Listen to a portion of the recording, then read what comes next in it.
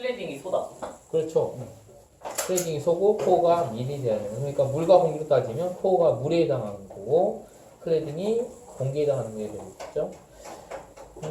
그 다음에 쭉 광통신의 과정을 보면 좀 나와 있고 아래쪽에 광통신의 장단점이 있는데 이 부분 좀 주의 있게 봐봅시다. 일반 통신, 광통신이 아닌 통신은 뭐가 있을까요? 전기. 그렇죠. 구리도선을 구리도선을 통한 가지고. 구리도선을 통해서 전류를 흘려보내주거나 라디오. 전파 라디오. 라디오 같은 건 이제 무선 통신이 되는 거고 이제 선을 연결해서 통신하는 것 중에 광통신이 아닌 통신, 예전의 통신은 구리도선을 이용해서 통신하는 거지. 와이파이는 그럼 뭐예요? 와이파이도 무선 통신 중에 하나죠.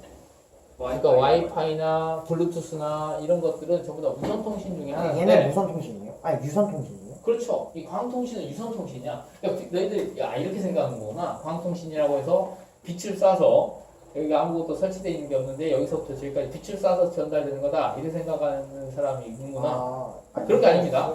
선을 이용해서 광섬유라는 선을 케이블을 깔아서 정보를 전달하는 거. 이걸 광통신이라고 해요.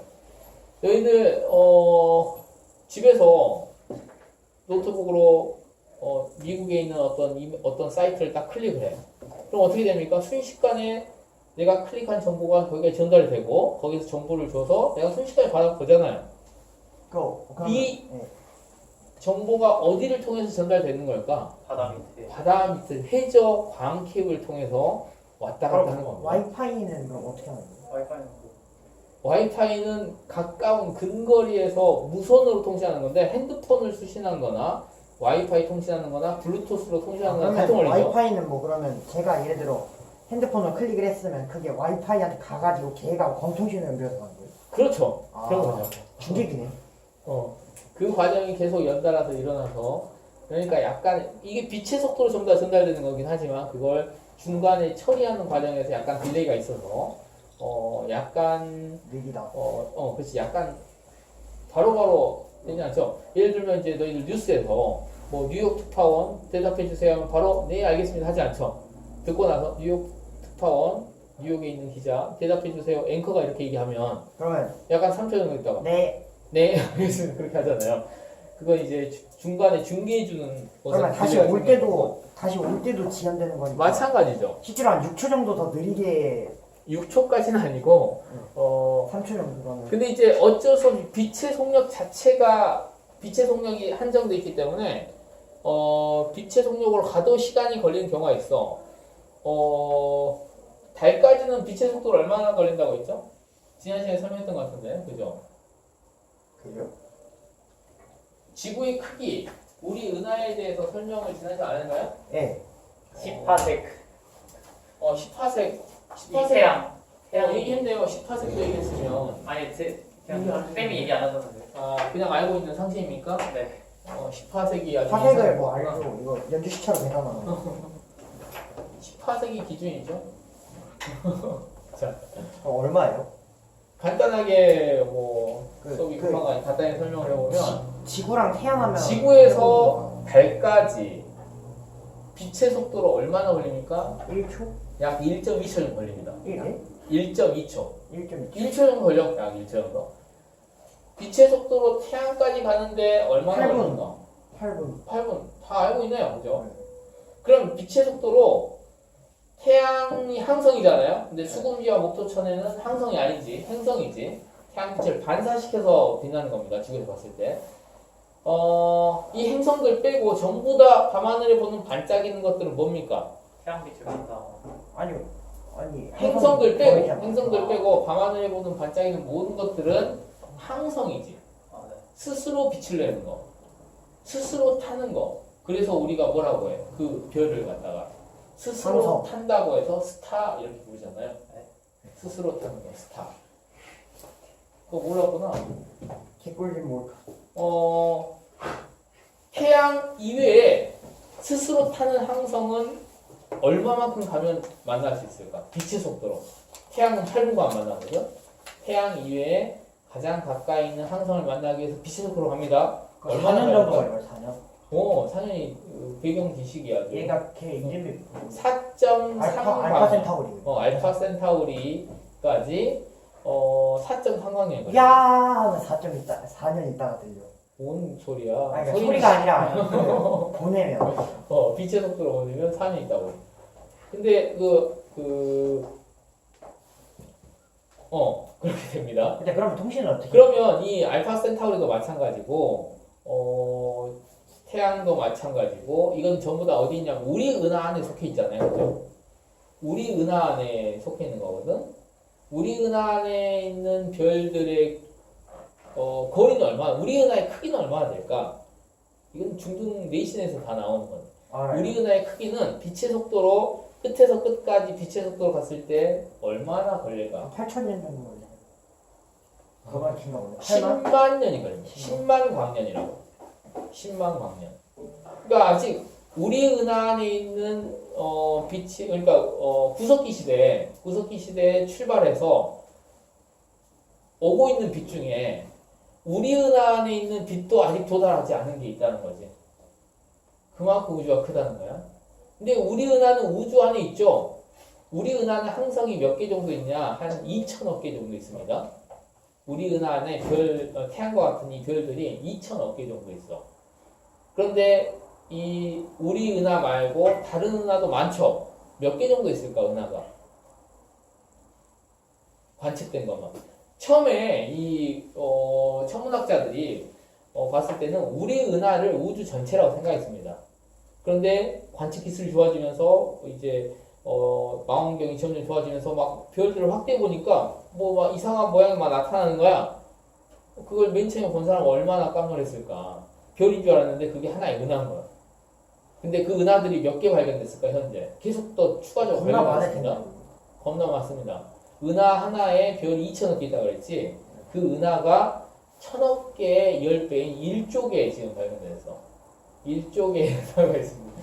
그럼 별은 1조 곱하기 2천억 개 있다는 거지. 근데 그 별들이, 그 항성들이 전부 다 행성들을 거느리고 있고, 그 행성 중에 하나에 지금 인간이 살고 있는 거죠. 근데 선생님. 그러면 그 뭐라고 해야 되냐? 그럼 우리가 그냥 저 밤하늘에서 화성을 볼 때도 있잖아요. 화성이 뜰 때도 있잖아요. 그럼 걔네가 나타났을 때 그럼 그 화성은 그 화성에서의 지구만큼의 거리를 빛의 속도로 나눈 간만큼의 지연 시간이 계속 발생하고 있는 거예요? 모든 것이 그렇습니다. 그러니까 빛의 오는 속도, 그러니까 태양이 순간 사라지잖아요. 우리가 사라졌다는 거 알 수 있어, 없어? 8분 없어. 8분 뒤에 하는 거야. 선생님, 그러면 태양은 사라지면 빛은 도달하지 않지만 태양이 사라지면 태양이 지구를 잡아당기는 힘이 사라지니까 알 수 있지 않을까요? 아닙니다. 힘도, 중력장이라고 하는 이 힘도 8분이라는 시간이 걸려서 오는 거니까 그 전까지 순간 태양이 사라지잖아요? 그 전까지는 지구는 중력을 받아. 8분 동안. 그래서 이렇게 운동하다가 없는 중력을 받는 거예요? 아니지. 아인슈타인의 그 중력장 이론으로 설명해 보면 태양이 있음으로 인해서 이 공간에 휘어지게 되죠. 네. 근데 태양이 순간 사라져. 그러면 그게 다시 공간에 휘어지면 다시 복구가 되겠지. 그 복구가 되는 데 걸린 시간이 8분 걸린다는 거야. 그러니까 그 전까지는 원운동 하다가 그 다음부터 이제 직선운동 하는 8분 뒤부터 직선운동 하는 거야. 지구가 제 관측 기술이 되게 좋아서 막 30만 년 전 별을 볼 수 있잖아요. 30만 년 전에 별을 볼 수 있다. 30만 년 광고 그럼 그때는 지구가 탄생할 때 별이잖아요. 아니 지금 30만 년 탄생할 때는 35년 30억 년 전에 별을 볼 수 있다고 하는 지구가 탄생할 때 별이잖아요. 그래서 아니 집에 와서 더 생각해 보세요. 자, 광통신의 장단점으로 다시 되돌아가 봅시다. 장점은 전자기파의 간섭을 받지 않아 잡음과 혼선이 없으며 도청이 어렵다. 이거 밑줄 그어놓으세요. 불이전선으로 인한 통신은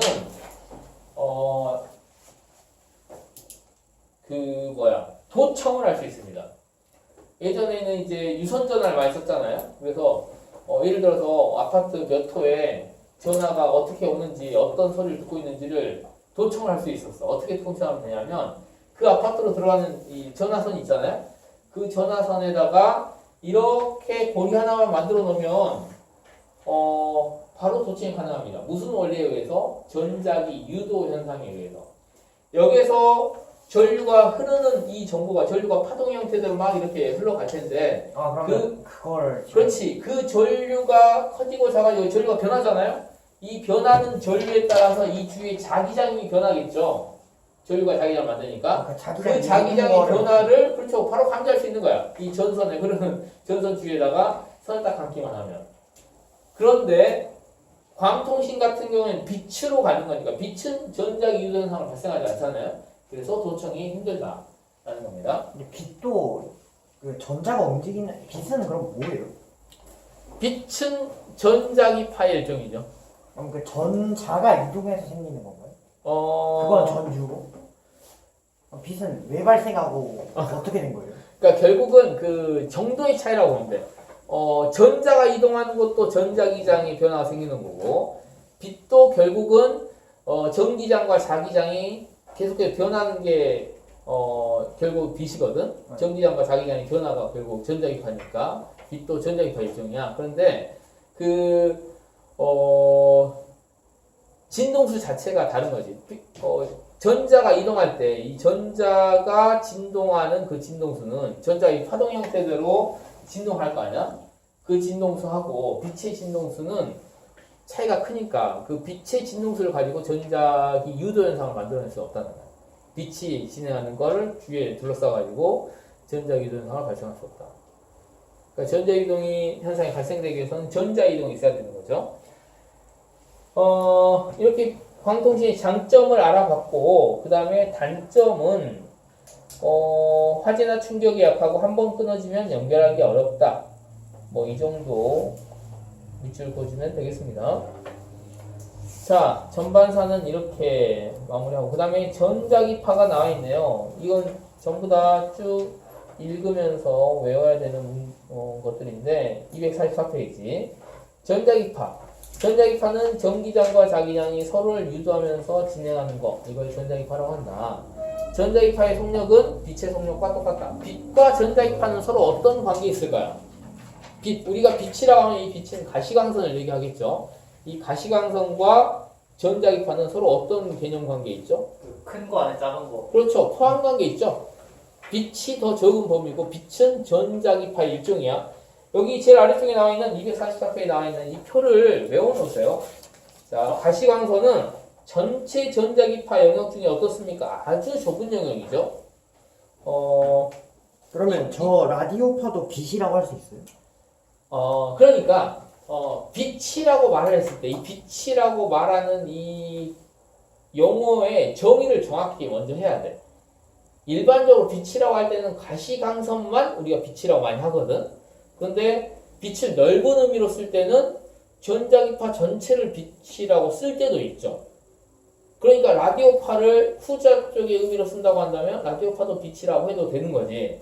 그런데 가시광선을 빛이라고 했을 때는 라디오파는 빛이 아닌 거지. 그러니까 빛이라는 의미를 다양하게 쓰고 있으니까 넓은 의미로 쓸 때인가 좁은 의미로 쓸 때인가를 잘 봐야 되겠죠. 그래서 이제 정확한 표현은 가시광선이죠. 빛이라고 하는 것보다는 가시광선. 가시광선은 빨간 소파나무 이런 색깔이 있고, 가시광선보다 훨씬 더 넓은 영역이 자외선과 적외선이 있습니다.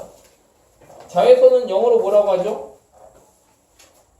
자외선은 영어로 바이올렛. 울트라 바이올렛이라고 하죠. 바이올렛을 넘어섰다. 보라색을 넘어섰다. 그래서 줄여서 뭐라고 해? 울트라 바이올렛. UV라고 하잖아. 얘들 좀만 있으면 이제 봄 되면 뭘 바릅니까? UV 차단제를 바르지. 자외선은 에너지가 큽니까 적습니까? 커요. 크죠. 에너지가 커서 자외선의 특징, 어떤 특징이 있다? 진동수가 크고 파장이 짧고 에너지가 크니까 살균 작용이 있다. 그래서 너희들 컵을 놨던데 보면 뭐라고 써있어? 자외선 살균 소독기라고 적혀져 있잖아요. 그죠? 컵에다가 자외선을 쪼여가지고 균을 죽이는 겁니다.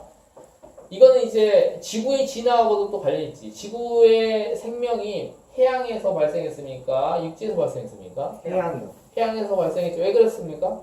바다에서 이제 자외선 박테리아. 자외선 받고 그렇지, 자외선 때문에. 축사하니까 맨 처음에는 시아노박테리아가 일정량 이상의 산소를 생성하기 전까지는 밖으로 나오지 못했죠. 그렇죠. 일정량의 산소를 생산해서 오존층을 형성하니까 자외선이 차단되고 그 전까지는 육상생물이 존재할 수 없었죠.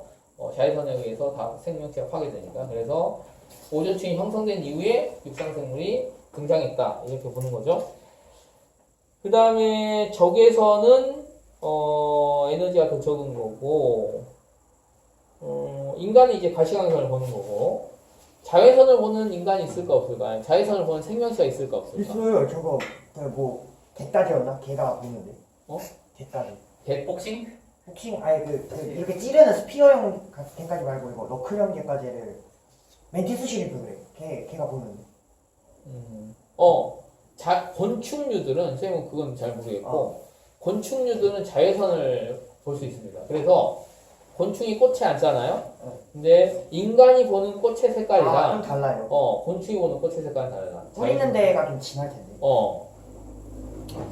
그리고 마이크로파는 어디에 쓰이는 거죠? 이거 와이파이? 이거 레인지. 전자레인지. 전자레인지를 또 영어로 뭐라고 합니까? 마이크로웨이브. 마이크로웨이브 오븐이라고 하죠. 전자 일렉트로 레인지 이렇게 하지 않죠. 그래서 마이크로웨이브 오븐은 마이크로파를 이용한 건데 자세히 보면 이제 질문이 또 있을 수 있단 말이야. 선생님 마이크로파는 적외선보다 더 에너지가 더 적네요. 그러면 마이크로파는 이거 수분을 진동시킬 때. 물과 진동수가 같아. 그렇죠. 이 자체로 마이크로파 자체로는 에너지가 적은 파장인데 이게 물 분자의 고위 진동수가 같기 때문에 물 분자를 공명시키지. 그래서 마이크로파를 쪼여주면 물 분자가 떨리면서 진동이 커지면서 운동 에너지가 커지고 따라서 운동 에너지가 입자의 운동 에너지가 커진다는 얘기는 온도가 높아진다는 거니까 그렇게 대피는 거죠. 뻥튀기를 전자레인지로 따뜻하게 데펴 먹을 수 있다 없다? 뻥튀기. 뻥튀기. 수분이 비슷해. 없잖아요. 뻥튀기는 수분이 없지. 네. 비스켓. 수분이 없죠. 네. 이런 것들은 전자레인지 돌려도 따뜻해지지 않죠. 이런 원리까지 한꺼번에 이렇게 알고 있으면 되겠고 그 뒤에 보면 가시광선, 자외선, 적외선의 특징들이 다 나와 있고 적외선을 관찰할 수도 있죠. 245페이지 보면 리모컨들 있잖아요. TV 리모컨이나 이런 가전제품 리모컨들은 뭐로 조절하냐? 뭐가 나오냐? 그 끝에서 적외선이 나옵니다. 그런데 너희들 적외선을 볼 수 없지. 인간의 눈으로 적외선 안 보인단 말이야. 그런데 이 핸드폰의 CCD는 적외선까지 감지할 수 있습니다. 그래서 핸드폰 카메라로 이제 버튼을 막 누르면서 뭔가 나오는 부분 있잖아요. 맨질맨질한 부분. 그 부분을 관찰해보면 반짝반짝 빛나는 걸 관찰할 수 있습니다. 다 해봤죠? 한번도 안 해봤습니까? 네. 집에 가서 오늘 한번 해보세요. 꼭. 집에 있는 리모컨을 누르면서 그걸 핸드폰 카메라로 그걸 찍어보는 거야. 그러면 버튼을 누를 때마다 거기서 반짝반짝 빛이 나는 걸 관찰할 수 있습니다. 자, 넘어가서 X선, 감마선 또 한번 쭉 읽어보면 되겠고 그럼 이제 다음으로 넘어갈까요? 선생님 숙제가 너무 많은데요. 다음 파동의 간섭. 아니 잠깐만 여기까지 나왔나? 이거 봤는데? 그 다음 시간이 마지막 시간이잖아. 다음 시간 마지막 그러면 시간 이걸 끝내지 맙시다. 자, 파동의 간섭. 저 근데 어차피 다음 시간에 못 와요. 왜? 시험 봐야 해요. 시험 안 봐, 우리. 아니 내가 시험 본다고. 무슨 시험? 저 성대경 시요. 성대경 씨가 다음 주인가요? 네. 그럼 못 오는 사람 많겠네.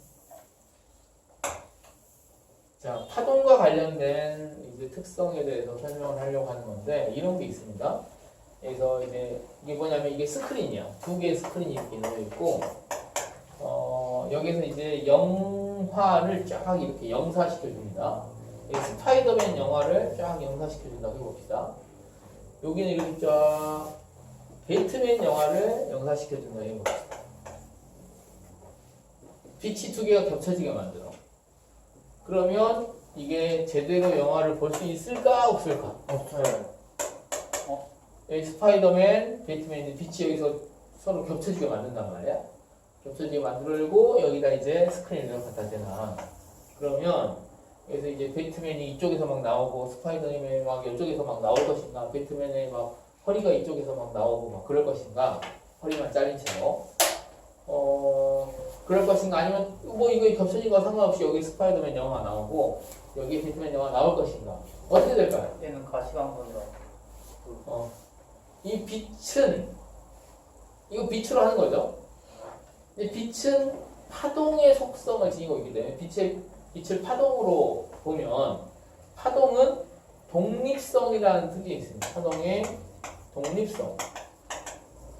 서로 더해질 때는, 서로 중첩이 될 때는 중첩의 원리가 적용돼서 여기다 스케일 되면 배트맨 영화와 스파이더맨 영화가 동시에 나오겠죠. 그런데 중첩이 된 지점을 끝나고 나서 더해진 다음에 다시 독립적으로 갈 때는 이거 여기서 어떻게 더해지는 상관없이 똑같이 스파이더맨 영화, 배트맨 영화를 독립적으로 관찰할 수 있다는 거. 이게 빛만의 특징입니다. 이걸 이 책에는 이런 모양으로 주어졌죠. 자, 이러한 파동과 이러한 파동을 보내줍니다. 이 진폭이 2고 이 진폭이 1이라고 해볼까요? 쭉 가서 가운데서 더해질 때는 진폭이 얼마가 되겠습니까? 2배 서로 더한 거. 2개 진폭 더한 것만큼 진폭이 3이 되겠죠? 이걸 이제 중첩의 원리라고 해줍니다.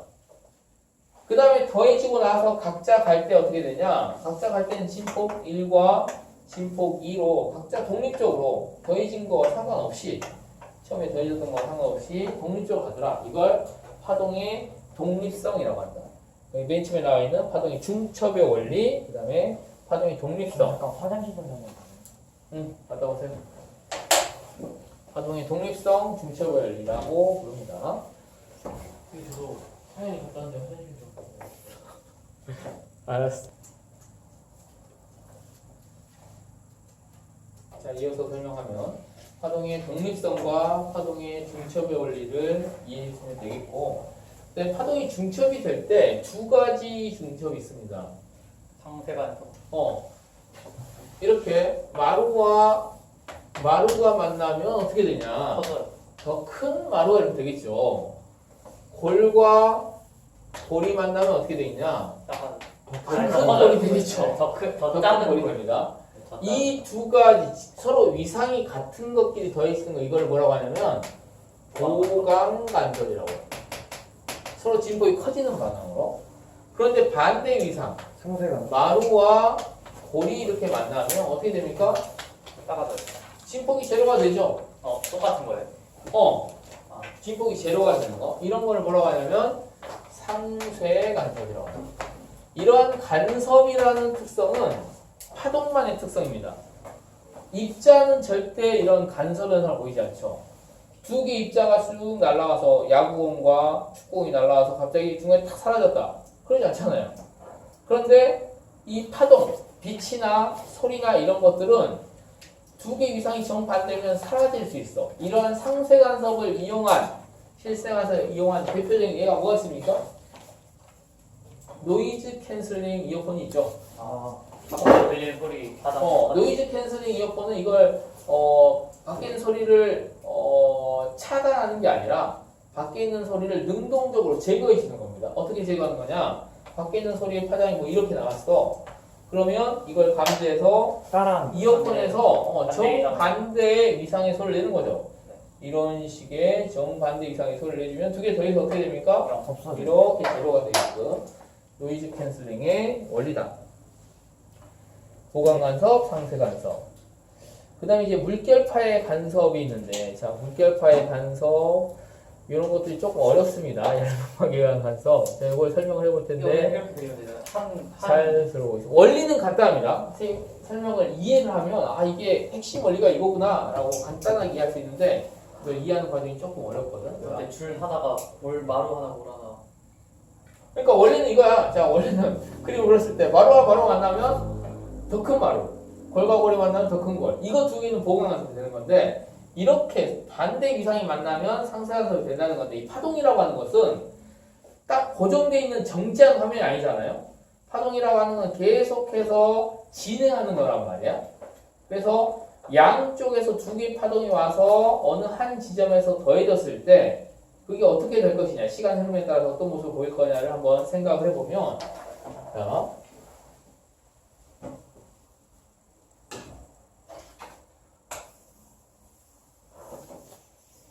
이렇게 이런 식으로 파동을 보내주고 있다고 해봅시다. S1이라고 하는 파1에서 쫙 파동을 보내면서 이 파동이 이렇게 진행하고 있어.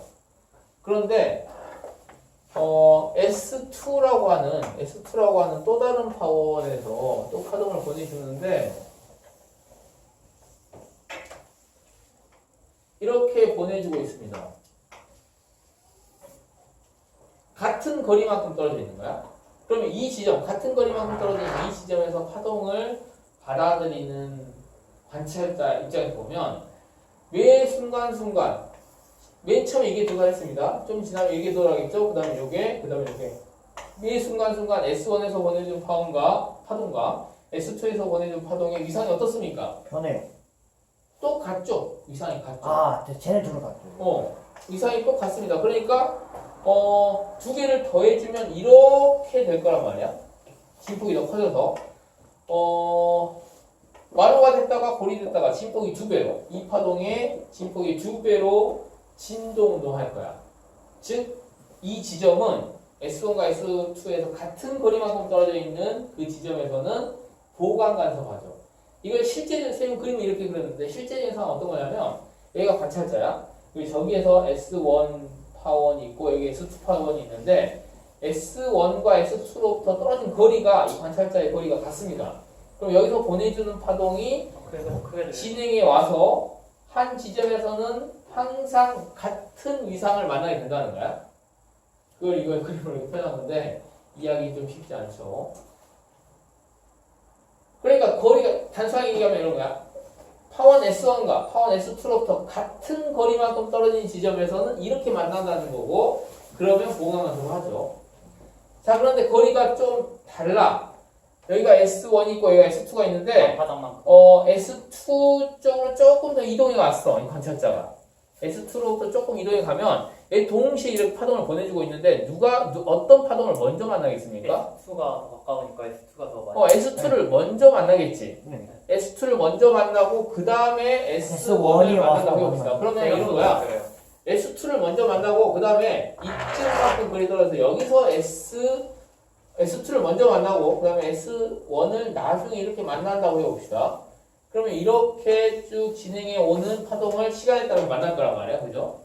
그러면 여기까지 이제 S2만 만나다가 이때부터 S1과 S2를 같이 만나게 되는데 매 순간순간 위상이 어떻습니까? 반대예요. 정반대가 되죠. 네. 그러면 그 지점에서는 양쪽에서 보내주는 파동이 항상 정반대 위상이 만나니까 없어요. 시간에 따라 관측해보면 거기가 상승한서가는 지점이 된다는 거야. 여기서 그걸 결정하는 게 뭐냐면 이만큼의 거리입니다. 두 파원으로부터 떨어진 거리의 차이가 이만큼은 얼마죠? 반파장이죠? 네. 파장을 이렇게 표시하는 거 알고 있죠? 네. 파장을 이렇게 그리스 문자 람다로 표시합니다. 람다. T분의 람다 F 람다. 반파장만큼 떨어져 있으면 그 지점은 상승한다고 하는 거야. 근데 또 거리가 또 더 떨어져 있어서 거리가 여기서부터 또 시작한다고 해보자. 그러면 요거 두 개가 또 어떻게 됩니까? 항상 요거 두 개 어떻게 됩니까? 보강돼요. 보강되죠? 네. 거리가 파장만큼 또 떨어지면 또 보강이 돼. 또 여기서부터 또 시작해서 이렇게 되면 또 어떻게 됩니까? 상승한다고 하죠. 그래서 결국은 간섭 현상은 우리가 관찰하면 되냐면 간섭은 경로차만 파악하면 됩니다. 경로차라고 하는 것은 뭐냐? 경로차라고 하는 것은 두 파원으로부터 떨어진 거리의 차. 두 파원으로부터 떨어진 거리의 차이에 의해서 보강을 할지 상쇄를 할지가 결정이 된다. 두 파원으로부터 떨어진 거리 차이가 거리가 똑같아. 두 파원으로부터 떨어진 거리가 똑같아. 즉 거리 차이가 제로야. 또는 거리 차이가 이것처럼 람다만큼 거리 차이가 생겼어. 또는 2람다. 람다의 정수배만큼 거리 차가 쭉 생기면 어떻게 된다? 보강간섭한다 라는 거고 거리 차이가 2분의 람다, 2분의 3람다 2분의 5람다. 반파장이 홀수변 홀수 생기면 상수한성한다 라고 볼 수 있습니다. 이걸 이제 식으로 만들면 어떻게 됩니까? 파장이 정수배니까 m 람다 이렇게 쓸 수 있겠네요. m은 0, 1, 2 이렇게 쭉 간다. 이런 조건을 만족하면 보강하는 거고, 상수는 반파장의 홀수배 어떻게 표현하면 되겠습니까? 2분의 람다에 2m 플러스 1 m은 0, 1, 2 이렇게 쭉 간다. 이런 조건을 만족하면 보강, 상수에 이런 조건을 만족하면 보강이 됩니다. 뭔 소린지 알아먹겠습니까? 네. 이걸 처음 듣는 사람은, 이거 한번, 두 번째, 세 번째 듣는 사람은 물론 이해가 쉬울 거야. 한번 어떤 선개념을 갖고 있으니까. 근데 처음 듣는 사람은 도대체 이게 도대체 뭔 소리야? 라는 생각이 들 수 있습니다. 그만큼 좀 생소한 내용인데, 이걸 이제 그림으로, 이것까지 책에 나와 있죠? 필기를 밑줄 그어주세요. 어디 나와 있냐면, 여기 254쪽 오른쪽 옆에 있어요. 254페이지의 오른쪽 옆에 보강 간섭과 상세 간섭이 일어난 지점. 그렇네요. 254페이지의 오른쪽에.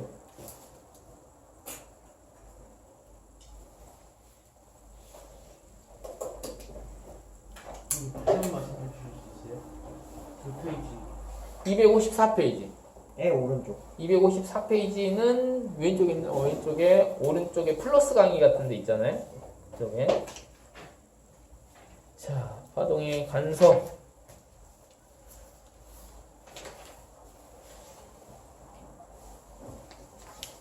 그 다음에 얇은 막 간섭을 한번 봅시다. 얇은 막 간섭. 얇은 막에 의해서 간섭 현상이 발생되더라.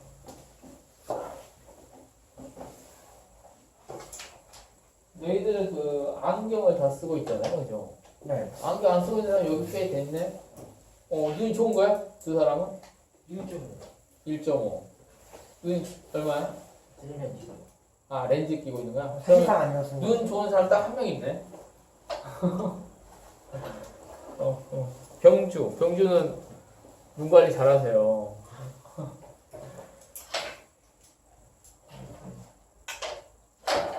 뭔 얘기하다 눈이에요. 렌즈를 보면, 안경 렌즈를 보면, 안경 렌즈가 어떻게 되어 있습니까? 코팅이 되어 있습니다.